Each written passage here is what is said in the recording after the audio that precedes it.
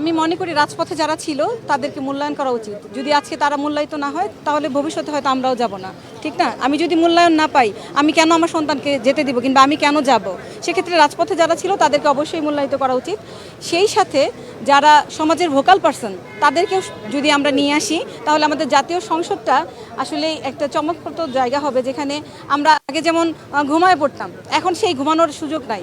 এখন আমরা কথা বলবো, কাজ করব, এবং কিভাবে প্রতিনিয়ত নতুন নতুন প্ল্যান করা যায় এগুলো তৈরি হবে। সেক্ষেত্রে যারা যোগ্য তাদের অবশ্যই, যারা দীর্ঘ 17 বছর আন্দোলন সংগ্রামে মাঠে ছিল তাদেরকে নমিনেশন দেওয়া এইটাই সবচেয়ে উত্তম এবং আশাবাদী যে ত্যাগী নেতৃবৃন্দদেরকে দল মূল্যায়ন করবে।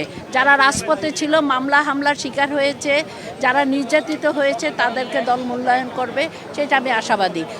2023 সালে আমার ভাইকে আওয়ামী লীগের সন্ত্রাসীরা নির্মমভাবে ঘরের মধ্যে হত্যা করেছে। সেটা অত্যন্ত চাঞ্চল্যকর হত্যাকাণ্ড, সারা বিশ্বে সেটা আলোচিত হয়েছে। তো আমরা আশা করব যে দল যাতে যারা নারীদের নিয়ে কাজ করবে, যারা দীর্ঘ দুঃসময়ে দলের পাশে ছিল তাদেরকে যেন মূল্যায়ন করা হয়। বসন্তের কুকিলরা যেন এসে আমাদেরকে যেন অবমূল্যায়ন করা না হয়, সেদিকে অবশ্যই দল লক্ষ্য রাখবে। এই মূল্যায়নটা হবে দলের প্রতি 100% আশাবাদী। যেই সময় দিয়েছি আমি দেশে বিদেশে এবং আন্তর্জাতিক অঙ্গনে প্রতিটা জায়গার মধ্যে, শুধু আফ্রিকা এবং অস্ট্রেলিয়া ছাড়া আমার পদচারণা যে কোথায় ছিল না এমন কোনো দেশ নেই। তো আমার নেতা বর্তমান প্রধানমন্ত্রী তিনি অবগত আছেন, তিনি আজকেও বলছেন যে আলো তোমার ফাইল আমি আগেও দেখেছি, বাকিটা আমার ভাগ্য। আমি চাইবো যাতে যারা কাজ করে নাই তারা যাতে মূল্যায়িত না হয়, যাই হোক, যারা দলের সাথে ছিল তাদেরকে যেন মূল্যায়ন করা হয়। সকলকে ধন্যবাদ।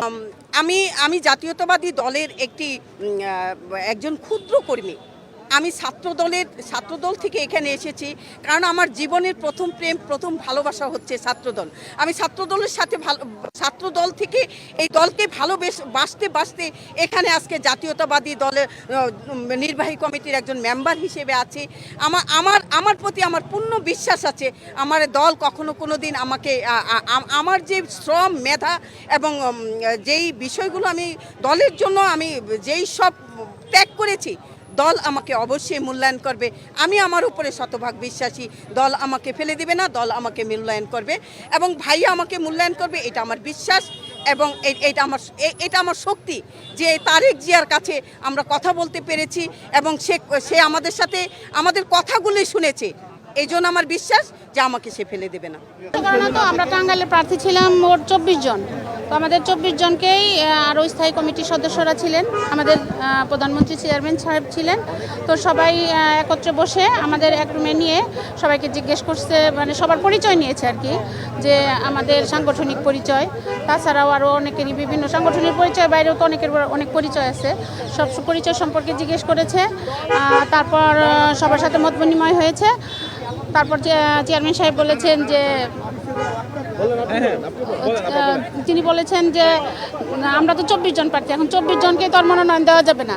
এখন এখান থেকে সবার সাথে কথা বলার পরে এখান থেকে যে কোনো একজনকে হয়তো কিংবা দুজনকে, কয়জনকে দিবে সেটাও আমি জানি না, তবে ওনারা বাছাই করবেন এবং দল যেটা সিদ্ধান্ত নেবেন সবাইকে সেই সিদ্ধান্তের প্রতি শ্রদ্ধা রেখে সিদ্ধান্ত মেনে নেওয়ার কথা বলা হয়েছে। সাধারণ সম্পাদক এবং দুইবারের সাধারণ সম্পাদক, আমি কেন্দ্র কমিটি সহশ্রম বিষয়ক সম্পাদক বর্তমানে।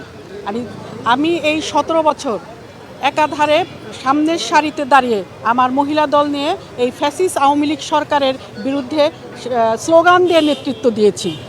এখন আমরা যে 17 বছর ত্যাগ স্বীকার করেছি, আমি আজকে আমাদের মাননীয় প্রধানমন্ত্রী আমাদের ডেকেছেন, আমাদের এখানে 24 জন মহিলা টাঙ্গাইল থেকে তাদের পরিচয় দিয়েছেন। তাতে অনেকেই আমরা চিনি না, যাদেরকে আমরা এই কত বছর কখনো রাজপথে এবং তারা যে বিএনপির সঙ্গে রাজনীতি করে এই ধরনের পরিচয়ও আমরা জানতাম না। আজকে অনেকের পরিচয় জানতে পারলাম যে অনেকেই আগে রাজনীতি করেছে। আমি একজন ছাত্র রাজনীতি করতে কেন্দ্রীয় পর্যায়ে এসে পৌঁছেছি। আমি একজন মুক্তিযোদ্ধার সন্তান থাকা অবস্থায়ও আমি শুধু বিএনপি করছি বলে আমার বাবার মুক্তিযোদ্ধার সনদটাও এই ফ্যাসিস্ট আওয়ামী লীগ সরকার আটকে দিয়েছে। আজ পর্যন্ত সেটাকেও আমি হাতে নিতে পারি নাই।